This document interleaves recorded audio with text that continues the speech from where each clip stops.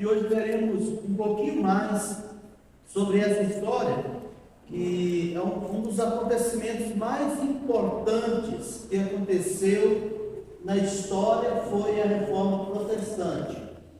E hoje nós vamos abrir a Bíblia, Oséias, capítulo 4, nós vamos ler até o versículo 6, mas eu quero dar uma ênfase na importância do conhecimento, para que a gente possa andar nos caminhos do Senhor e fazer a vontade do Senhor. Oséias capítulo 4, do verso 1 até o verso 6. Eu vou ler e pedir aos irmãos que acompanhem. Diz assim: ouvi a palavra do Senhor, vós filhos de Israel, porque o Senhor tem uma contenda com os habitantes da terra, porque nela não há verdade, nem amor, nem conhecimento de Deus.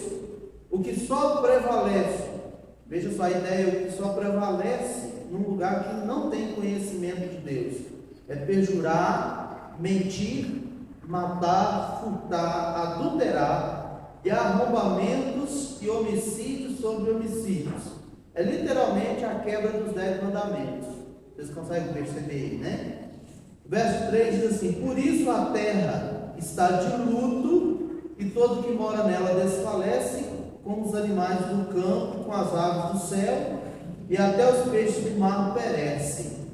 Todavia ninguém contenda, ninguém repreenda, porque o teu povo é como os líderes aos quais acusa. A ideia é essa: o povo reflete o líder, tá bom? Assim como a Bíblia diz que se um cego guiar outro cego, o que vai acontecer, irmãos? Ambos vão cair no abismo, vão cair no buraco.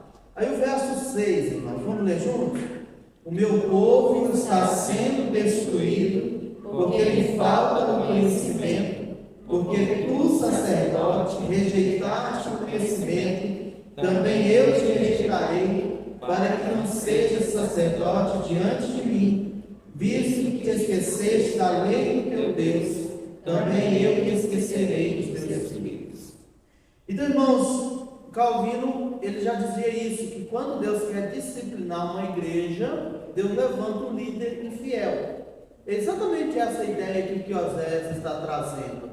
A liderança, os sacerdotes que deveriam ser exemplos e deveriam ser padrão de zelo para que o povo imitasse, eram os mais relapsos e negligentes com a lei de Deus. E a consequência é que os liderados iriam refletir esses líderes. Mas Calvino também dizia, irmãos, que quando Deus quer abençoar uma igreja, ele levanta um pastor fiel. É muito importante esse ponto inicial, porque a ideia, irmãos, ao longo desse estudo, é trazer ao nosso conhecimento. Não conhecimento para mera vaidade, não conhecimento para exaltação nossa, mas para a glória de Deus, para a nossa edificação, e também para que a gente não esqueça a nossa identidade, tá bom? Hoje o tema que nós vamos abordar é sobre as interpretações da reforma.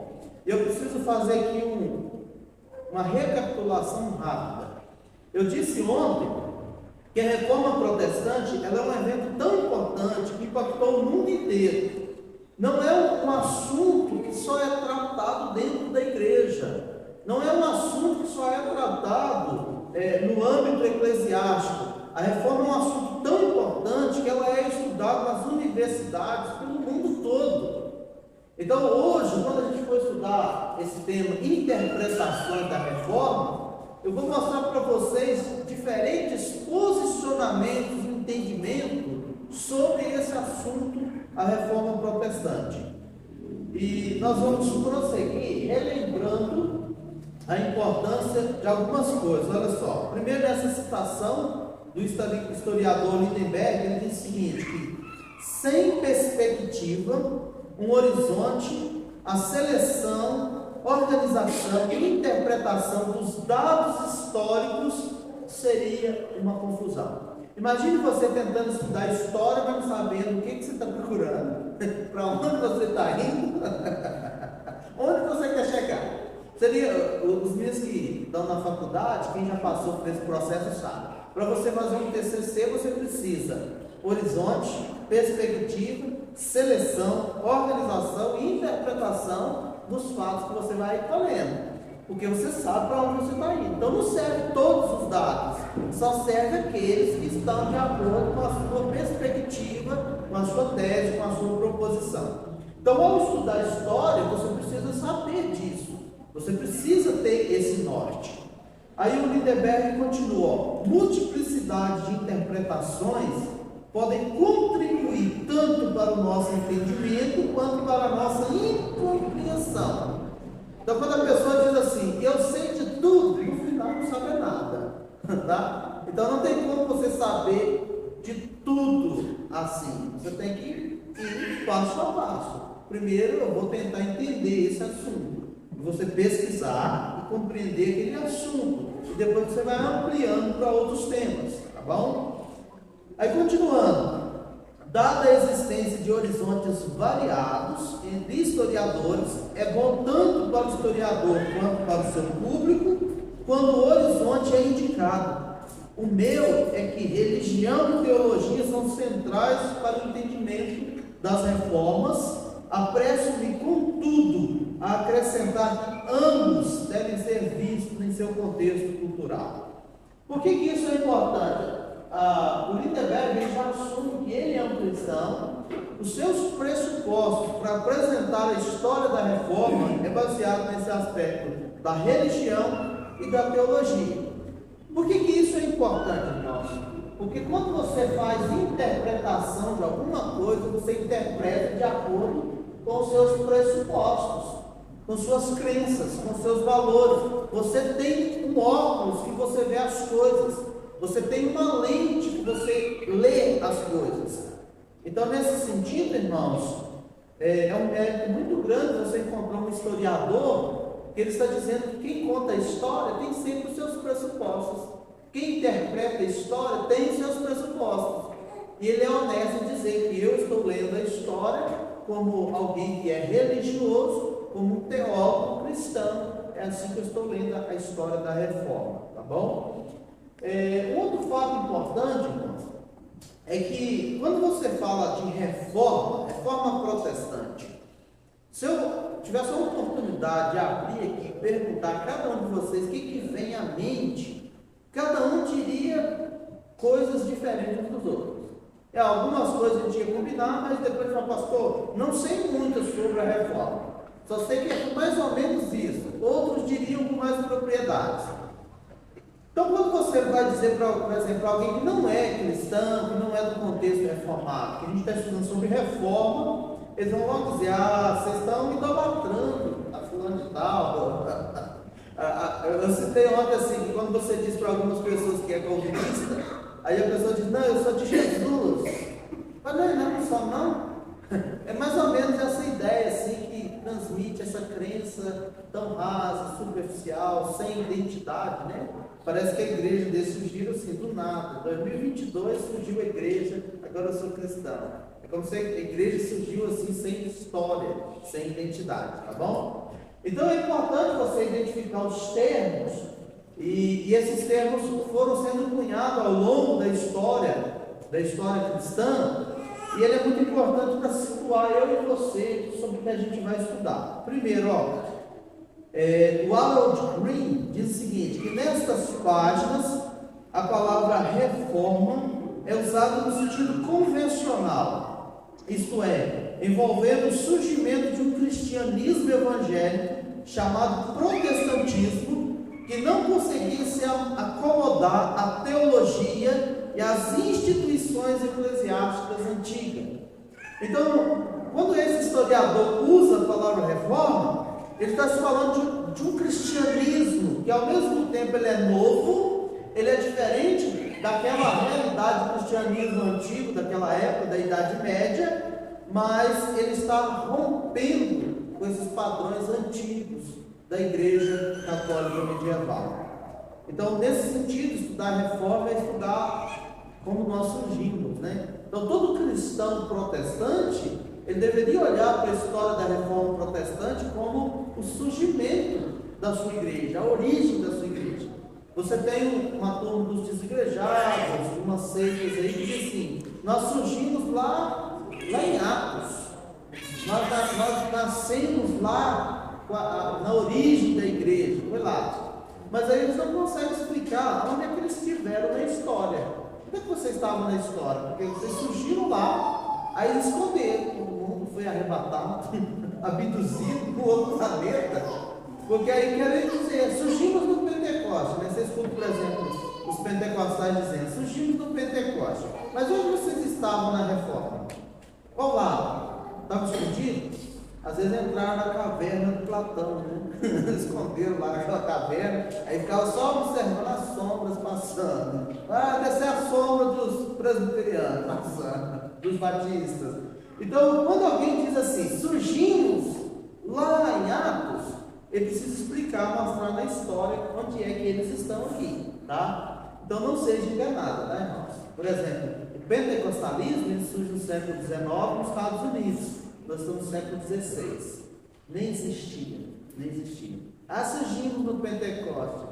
Conta para criança dormir, né? Então, assim, não sejamos enganados por causa de ignorância, tá? Então, se surgiu na Bíblia, lá no Pentecoste, mostra onde está na história, mostra o enredo da história, tá bom?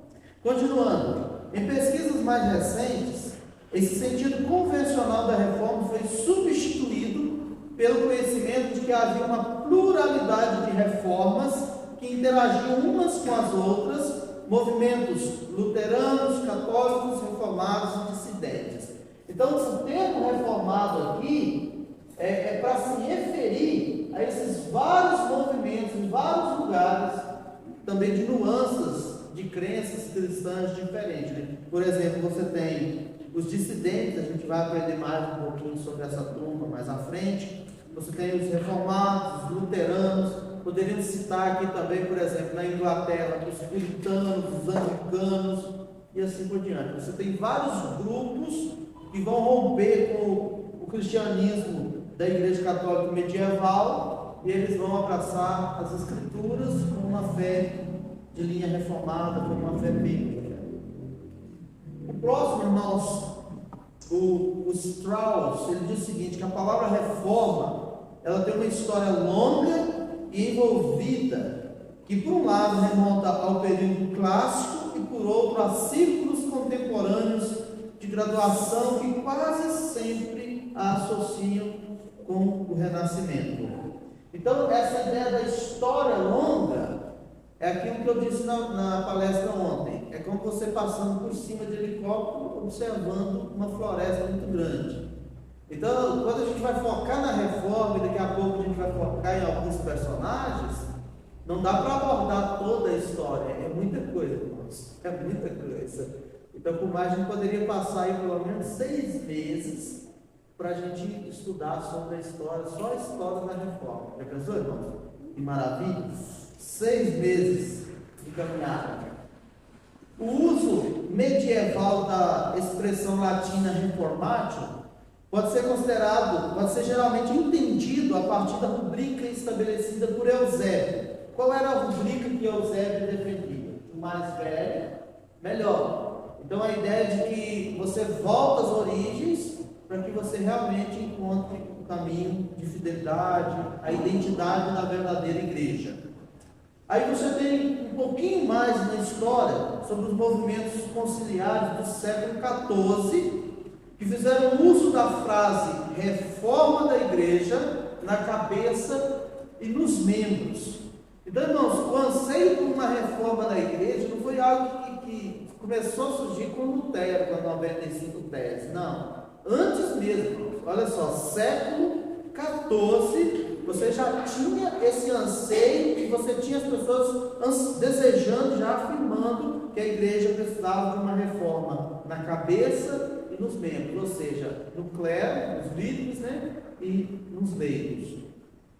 E querendo então essa expressão significar com isso um apelo o quê? Ético, a autorreforma por parte de indivíduos. Então veja, irmãos, que como a gente está falando do tema interpretações da reforma, daqui a pouco vocês vão perceber isso, que há pessoas que queriam romper com o catolicismo medieval por questões éticas. Vocês vão perceber, por exemplo, que vai ter aquela questão da metanarrativa, mais uma vez isso vai ficar mais evidente, porque tem alguns, hoje, na atualidade, historiadores, que eles querem voltar no passado e fazer uma releitura da história, para contar a partir da cosmovisão que eles defendem. Então, se você tem a turma do marxismo, que quer voltar lá e dizer que a reforma foi uma luta de classes. Tem pobres contra os ricos. Isso ainda continua, irmãos, na ideologia do PT, da esquerda. É por isso, irmãos, que é muita ignorância a pessoa dizer que é reformado e querer defender, irmãos, o indefensável.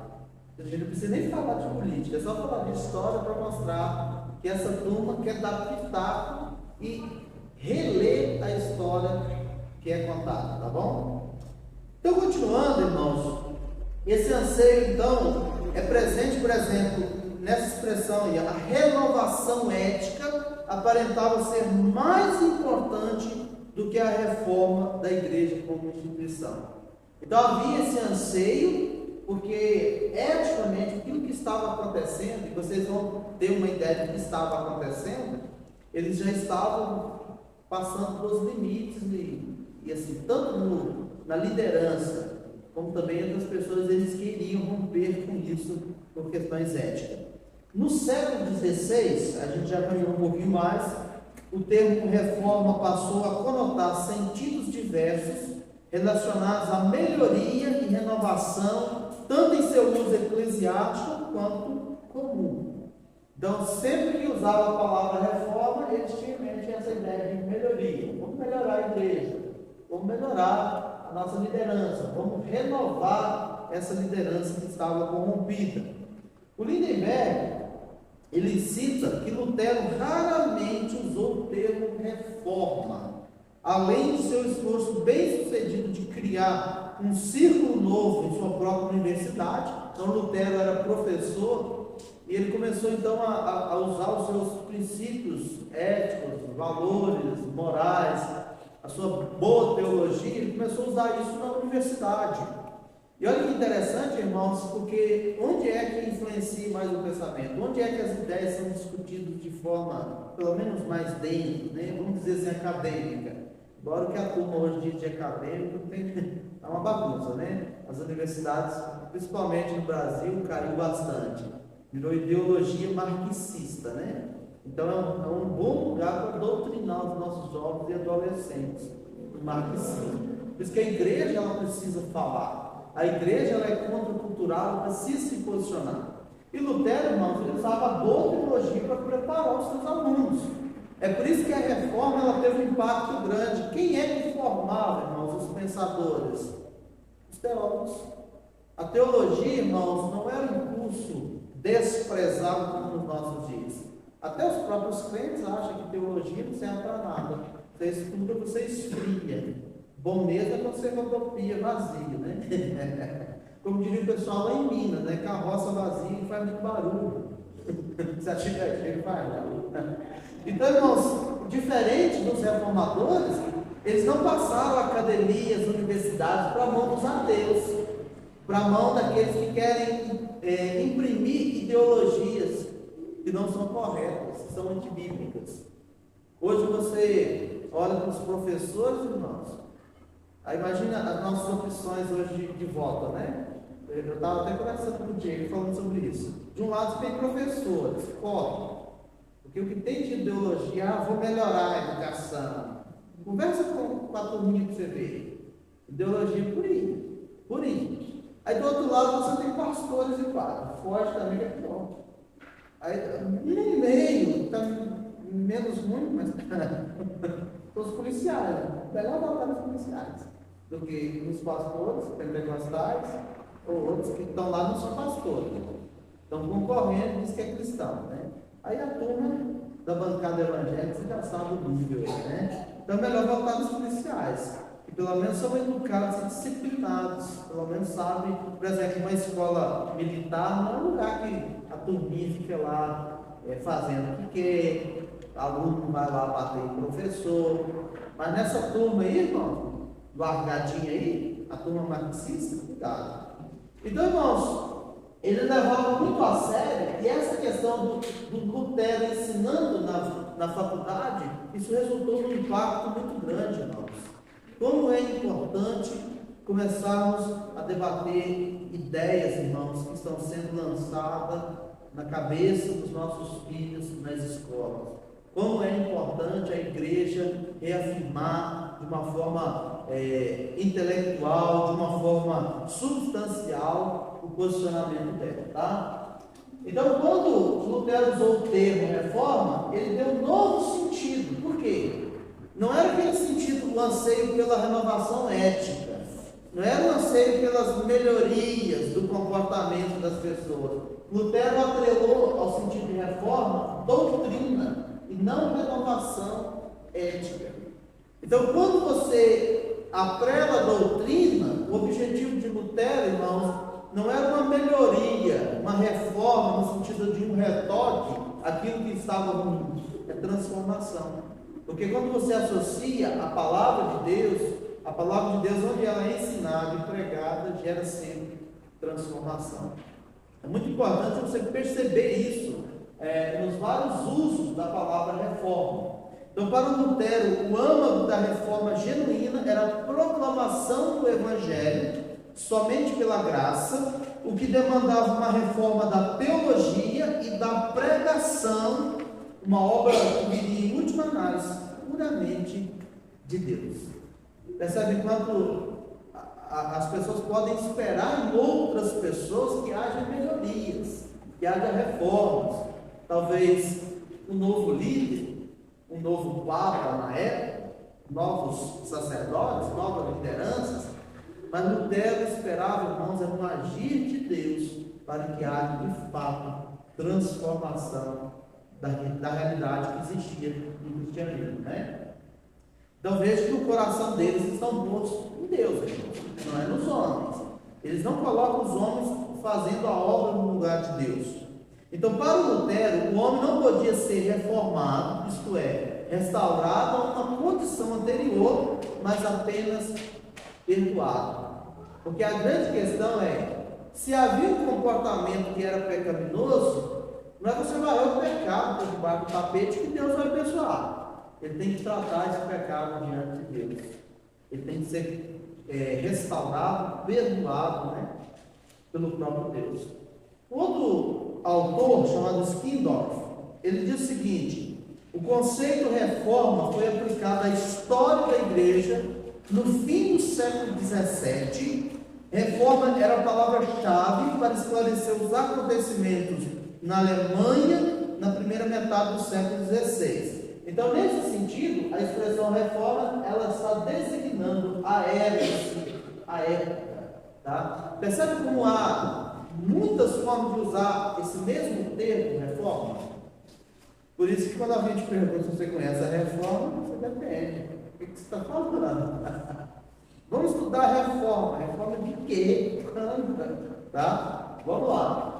Os dicionários e as enciclopédias do século XVIII descreve a reforma como um período definido pelo trabalho divinamente motivado de Lutero de limpar a igreja de abusos e erros doutrinários. Aí já vai especificando mais a ação ali de Lutero, né?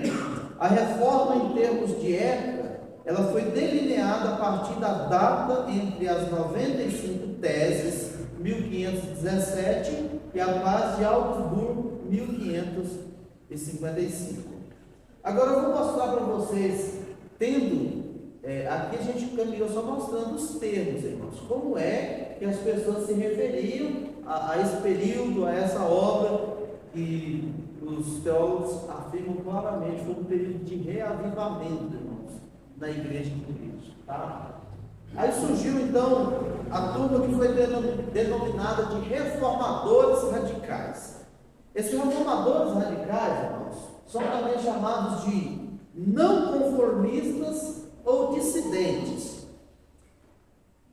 De fato, pode-se argumentar que radical, em seu sentido fundamental, se refere a voltar às raízes. Aplica-se igualmente a convicção de Lutero de que apenas a Escritura é a norma da fé cristã. Para vocês perceberem, a Confissão de Fé de Westminster começa com a Escritura, e uma das expressões que você já encontra de início, nesse primeiro capítulo, sobre a Escritura Sagrada, é que a Bíblia é a nossa única regra de fé e prática.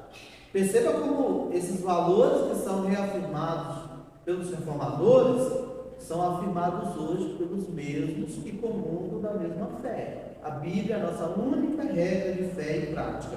Então eu não posso dizer que eu sou crente, falo do céu, creio em Jesus, mas quando eu vou me relacionar nesse mundo, no trabalho, no estudo, na relação política ou qualquer outra coisa, eu não posso tirar a minha fé, tirar a Bíblia e dizer aqui eu penso de outro jeito. Eu não recorro à Bíblia para o meu pensamento político, eu não recorro à Bíblia para administrar o meu trabalho, o meu tempo, os meus recursos, o meu casamento, educar os meus filhos. Então essa não é a visão reformada. A Bíblia é a nossa regra de fé, é o que nós cremos, nosso credo está na Bíblia, mas a forma como eu vivo, eu me relaciono com os meus irmãos, me relaciono com a dinâmica da vida fora da igreja. O que muitas pessoas não entenderam, irmãos, que muitos hoje tentam fazer, é prender a fé cristã ao âmbito eclesiástico. Tipo assim, fala de Deus, fala na escola dominical, na igreja. Não vem falar de Deus e de Bíblia aqui na política. Aqui é assuntos diferentes. Deus não tem nada a ver com política, Deus não tem nada a ver com trabalho, com comércio. Essa não foi a percepção dos reformados, tá? A vida é vivida perante a face de Deus, dentro e fora da igreja. Nós somos crentes dentro e fora da igreja, tá? Isso é cristianismo reformado. Quem assim não procede pode ser outra coisa, menos reformado, tá? Eu espero que isso vai se fortalecendo em vocês, tá? Esse posicionamento, essa convicção, essa identidade. Continuando. Por isso, um desafio ao clero tinha de ser radical, exigindo uma mudança revolucionária na sociedade europeia, e a reforma protestante constituía tal desafio. Irmãos, a obra que esses homens fizeram, irmãos, não era qualquer religioso covarde que encarava, não. Alguns foram mortos na pira, amarrados lá no topo, colocaram fogo e morreram sem negar a sua fé. Hoje não precisa muito, irmãos, para encontrar pessoas que dizem que é cristão e que negam a fé por muito menos. Por uma ideologia política, por exemplo, né? Você encontra muitas pessoas que negam a fé, sem conhecimento nenhum, irmão, sem discernimento nenhum do beabá da Bíblia. E como diz o pastor Hernandes, a gente vive um tempo de muito analfabetismo das Escrituras. Mas enquanto as pessoas se contentam simplesmente a ir uma vez na igreja na semana, todo domingo na semana e volta. Acha que é crente, acha que conhece alguma coisa, acha que já sabe da Bíblia, da palavra de Deus, está apenas enganando a si mesmo, né? Continuando. Na medida em que a reforma pode ser chamada de revolução anticlerical, podemos nos referir a ela como reforma do povo ou reforma das pessoas comuns. O que houve aqui, irmãos? Qual é a mudança? O clero que tinha naquela época ensinava a igreja latim, rezava as missas em latim. Imagina, irmãos, o povo já não sabia ler e quando ia na igreja ouvia uma reza em latim. Saía dali, só cumpria o ritual. Na hora de pedir dinheiro era em português mesmo. Na verdade, não é alemão. É mais ou menos assim, para falar de Deus a gente fala na língua dos anjos, para falar de dinheiro é na nossa mesmo, né? Você não entender, tem que entender bem. Quanto menos você entender das coisas de Deus, mais fácil é de ser enganado, manipulado. Vocês verão ainda nesse caminhar da história, que tinha um cara, um vendedor de indulgência, ele falava assim, quando a sua moeda cair no fundo do gasofilado, uma alma sai do purgatório. Vendia a salvação. Hoje você pode olhar para está muito diferente. Por exemplo, você quer ficar milionário, tem a campanha dos milionários, dos empresários, Você pode ir que você sai da falência. Se você está enfermo, tem também a campanha para cura. Você vai, tudo vai lhe custar alguma coisa, né? Você precisa sacrificar alguma coisa. E na época, as indulgências, você tinha que sacrificar alguma coisa para receber uma bênção. Por isso que é importante você firmar os seus pés uma convicção bíblica, para você não ser enganado pelas novas indulgências, tá? Eles só atualizaram as heresias e as indulgências. E a igreja ela precisa reafirmar sua identidade, sua posição, para não ser enganado por esses vendedores das bênçãos de Deus. Vendendo salvação, vendendo cura, tá? O próximo grupo que aparece, irmãos, são os... Eu esqueci o I aqui, olha. Ficou ruim. É pietista, de piedade, tá bom, irmãos? É que na hora de digitar rápido, me faltou o I. Pietista.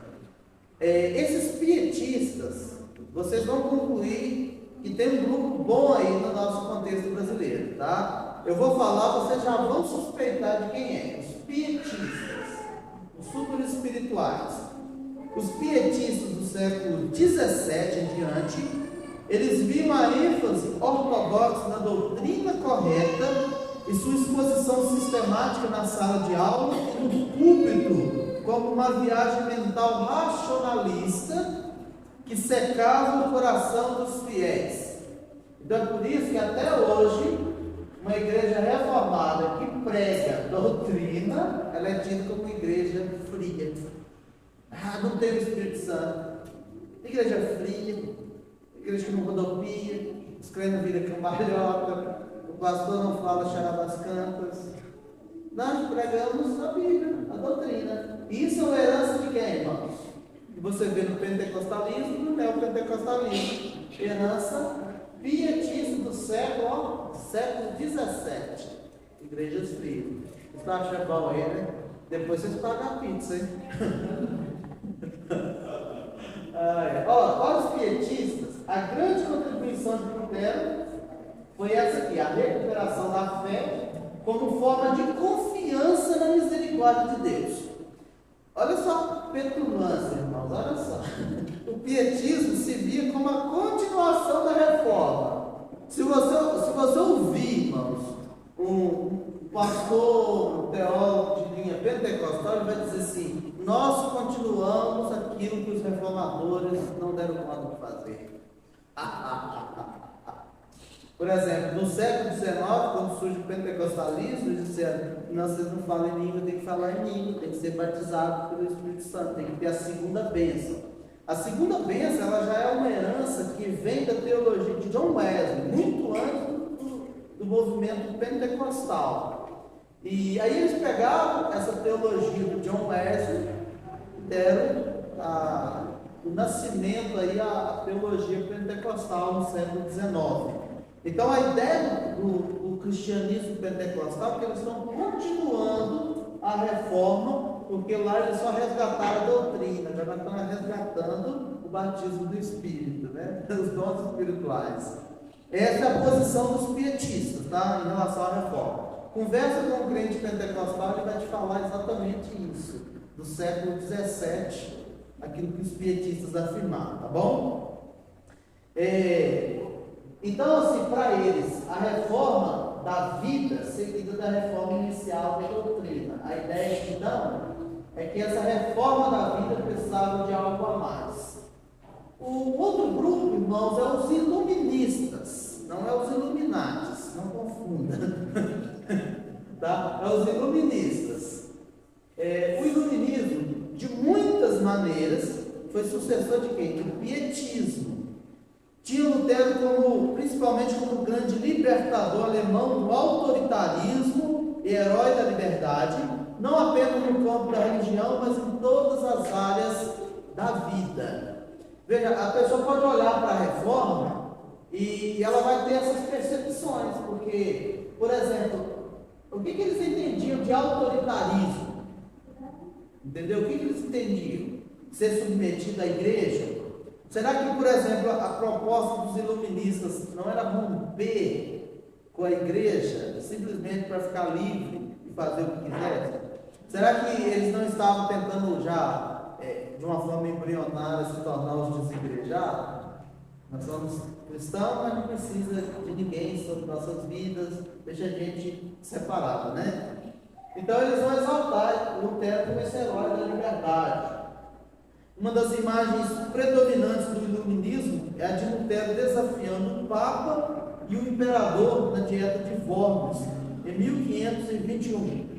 Essa Dieta de Worms foi quando Lutero ele foi convocado para comparecer, e Lutero já falou assim: Senhor, se eu tiver que morrer, morrerei, mas eu não vou negar o que eu escrevi. E ele foi, irmãos, de todas as maneiras compelido diante desse tribunal para negar os seus escritos, dizer que era heresia. E ele disse: a não ser que me convença pelas escrituras, a minha mente é cativa da palavra de Deus. Então, mesmo que isso lhe custasse a vida, ele não negou o que escreveu, não negou a sua fé, e ele desafiou as autoridades máximas da sua época. Quem ensinar o povo a questionar o Papa, irá levá-lo também irresistivelmente a questionar o rei, diz esse autor chamado Louis Blanc, sociólogo francês. Porque, irmãos, uma coisa estava conectada à outra. A forma de governo era a monarquia, a religião prevalecente era a Igreja Católica Medieval. Por que é importante você entender isso? Porque hoje você tem, que a gente conhece de catolicismo, é católico apostólico romano, tá? Não é católico medieval. Você tem uma diferença gigantesca em estrutura, governo, no próprio exercício da religiosidade. Até hoje, entre os católicos, você já tem os movimentos carismáticos, né? Então você vai perceber que não há uma uniformidade.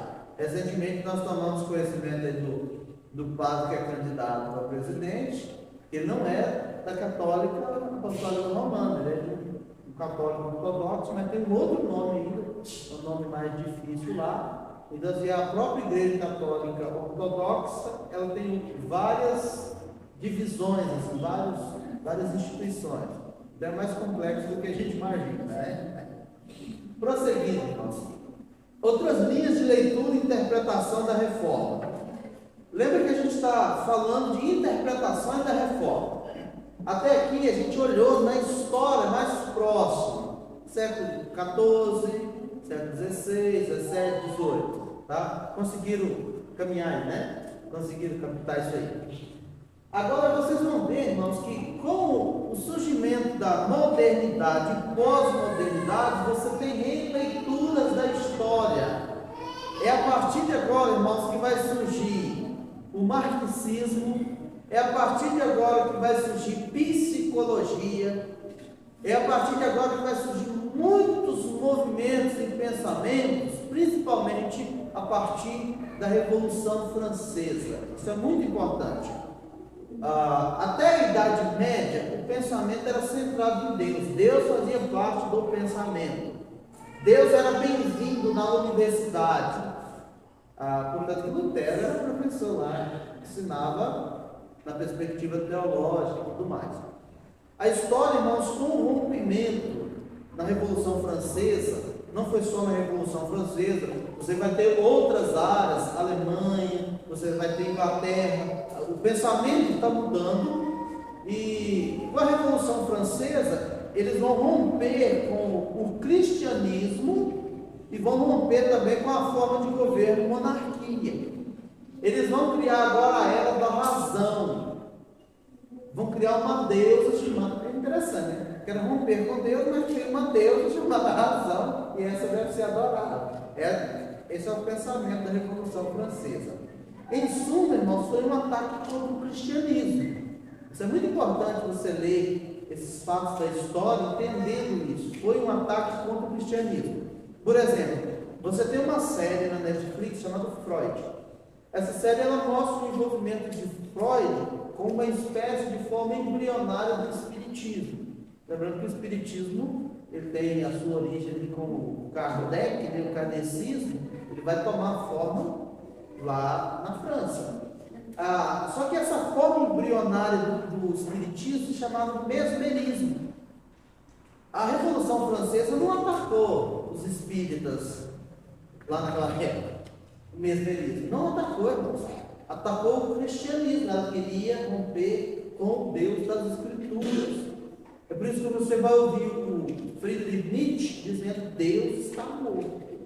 Aí nas universidades estão dizendo: agora nós vamos arrebentar, porque a gente não tem que subscrever a Bíblia a Deus. Em suma, esse movimento foi entronizando o homem, antropocêntrico, centralizando o eu, mas você tem que tirar Deus e você tem que subjugar o quê? A revelação. É por isso que do outro lado, irmãos, Deus está trabalhando algo ao contrário. Deus é centralizado na reforma. Olha um espírito diferente. A Bíblia é a regra de fé e prática, e do outro lado eles querem sacudir isso.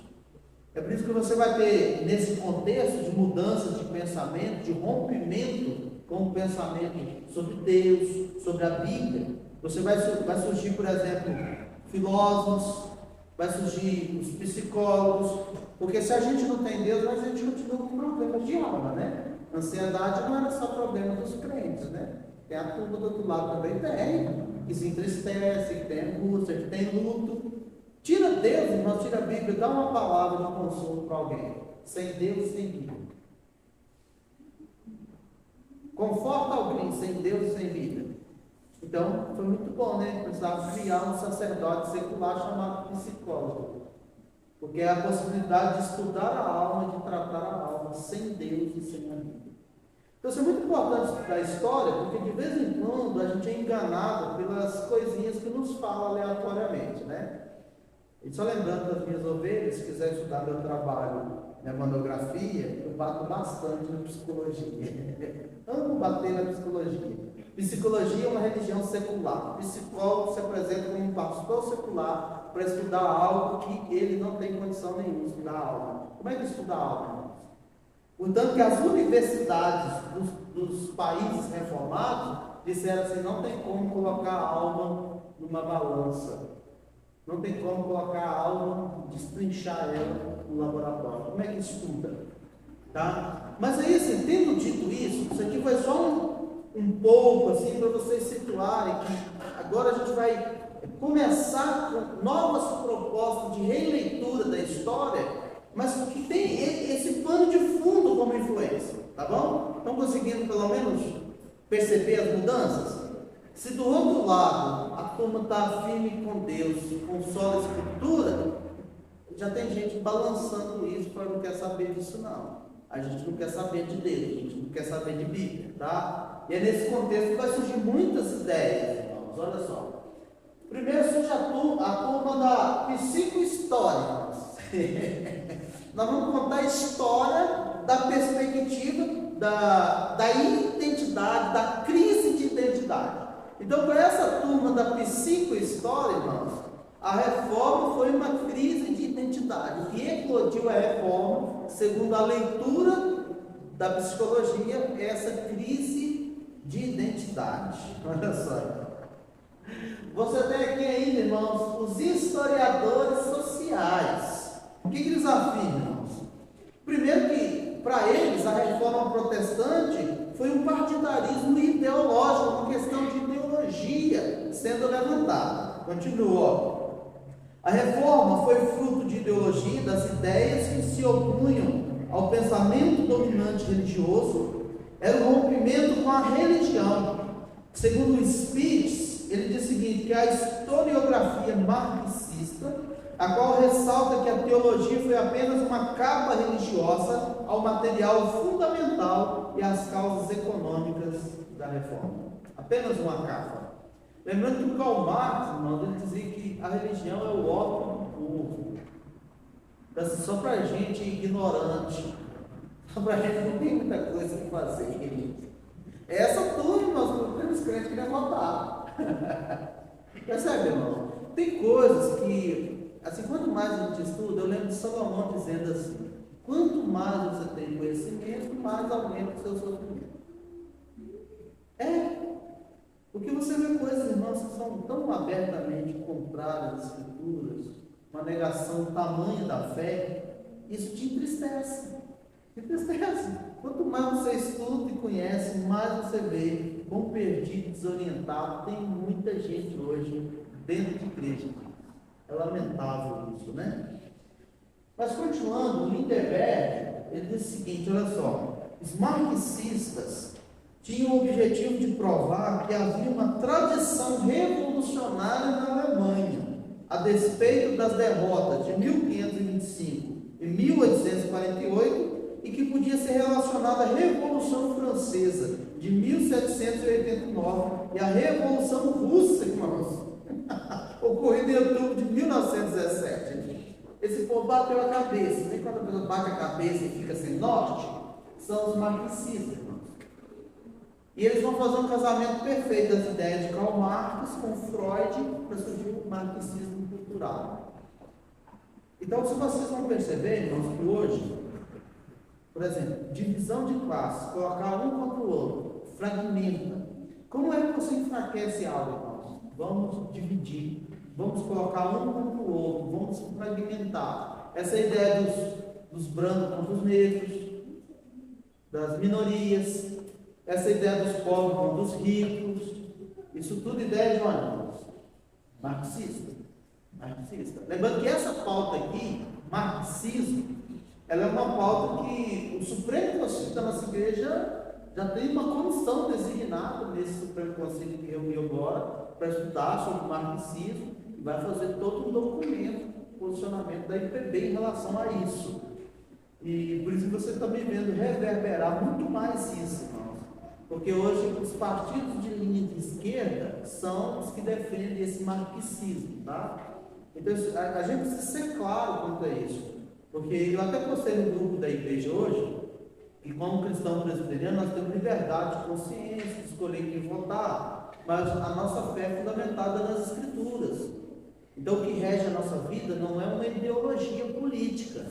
E eu preciso ser claro com o meu rebanho que a ideologia marxista, ela é uma negação das escrituras. Olha para você ver, irmãos, o historiador, o Lindenberg, mostrando, irmãos, que os próprios marxistas conectavam aquela revolução da reforma protestante com as revoluções que aconteceram em países comunistas e tantas outras. Por exemplo, a Revolução Francesa. Eu acabei de mostrar para os irmãos que o que se quiser fazer na Revolução Francesa era romper com Deus nas Escrituras. Como alguém vai dizer que é a mesma coisa? Não está acontecendo a mesma coisa, percebe? Então você precisa conhecer a história para você situar, para você ter firmeza, ter um posicionamento mais claro. Nós já estamos caminhando para a parte final e eu quero encerrar trazendo algumas considerações. Primeiro, estamos tão preocupados em escrutinar o homem para entender o tempo, quanto em escrutinar o tempo para entender o homem, tá? Isso é muito importante.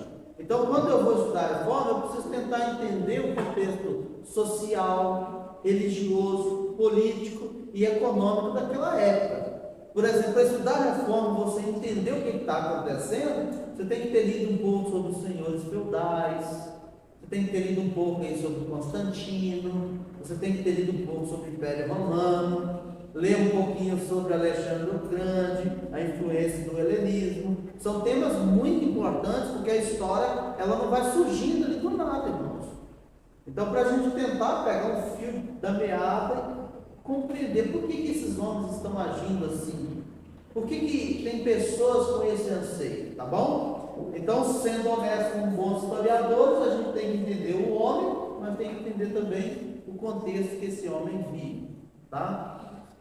Prosseguindo, há um certo nível de reciprocidade e mutualidade entre religião e cultura. Isso aqui é muito importante, irmãos. Porque, por exemplo, a Igreja Presbiteriana de Mansões Olinda, ela é algo que tem a ver com religião e com cultura. A forma como nós somos, como igreja, nos relacionamos, tem a ver com religião e cultura, tá bom? Assim podemos afirmar com segurança que a descoberta de Lutero da justificação pela fé ocorreu, por exemplo, sob condições individuais, contextualizadas em sua história, cultura e língua, sem ao mesmo tempo estar confinado a essas condições. Então eu não posso querer estudar a reforma, só estudar a biografia das pessoas. pessoas, há um contexto, há uma cultura, há muitos assuntos que vai nos dar base, que vai lançar a luz para a gente entender mais a fundo a reforma. E por último, irmãos, o estudo da reforma ainda aguarda por Moisés, alguém capaz de conduzi-lo pelo mar vermelho da polêmica contemporânea entre historiadores sociais e intelectuais, rumo a uma historiografia atenta e tolerante de todas as forças que modelam a experiência histórica. Então, história, irmãos, é sempre um assunto que quem conta a história conta a partir da perspectiva que ele está vendo, tá? Dos valores, das crenças que ele tem. Eu ia citar mais algumas coisas, mas assim, eu não escrevi para não esticar mais, porque tinha mais conteúdo, mais assunto. E um que eu vou fazer só menção aqui rapidamente, era sobre a contra-reforma. Por exemplo, se você já perguntou para um católico o que ele pensa sobre a reforma protestante,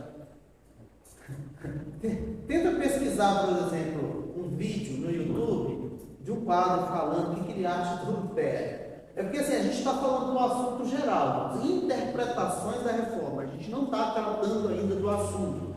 Então você vai, tem uns que comparam Lutero, da historiadora católica, ao próprio demônio. Então assim, para vocês terem uma ideia de que, ao contar a história, eu estou contando como um cristão reformado que sou, e eu estou enfatizando aquilo que eu leio como cristão reformado. Porque se você perguntar aos inimigos da fé, serão muitos, tá? Muitos rótulos. E diante disso tudo, o que isso nos ensina, irmãos? Você tem que aprender a ouvir alguém confiável. Porque se você sair igual a Eva, ouvindo a serpente, você está lascado. Tem muitas por aí, no YouTube, tem muitas por aí na internet, no Facebook. Então escolha pessoas confiáveis. Não sai por aí entregando seu ouvido para qualquer um encher de um monte de porcaria. Tem gente que é assim, irmão. Ele enche a cabeça e o coração de porcaria. Ele é formado em porcaria, formado em heresia, um monte de besteira, mas não gasta tempo para ouvir o que eu comento.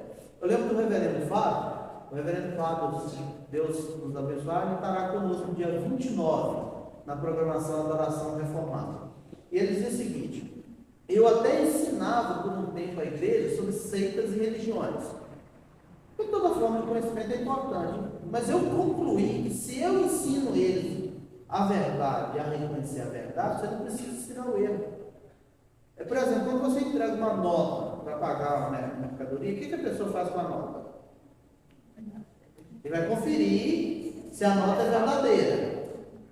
Caso não é verdadeira, beleza, ou se é falsa, né? Ele confere, ele olha, porque ele sabe reconhecer a verdade. Ele sabe reconhecer a nota verdadeira. Então, se você souber reconhecer o que é verdadeiro, se você tiver convicção da fonte onde você vai, para você reconhecer o que é verdadeiro, você não precisa sair correndo atrás das heresias, atrás do que é mentira, do que é falsidade.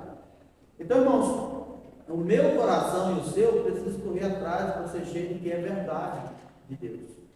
Então, assim, se você quiser ler sobre a história da Reforma Protestante, tem bons livros de pessoas sérias, confiáveis, com excelente conteúdo. Então não sai por aí ouvindo qualquer besteira, né? Isso gera mais confusão do que convicção. Então nós precisamos ser uma igreja de identidade, de convicção, firme na palavra, tá?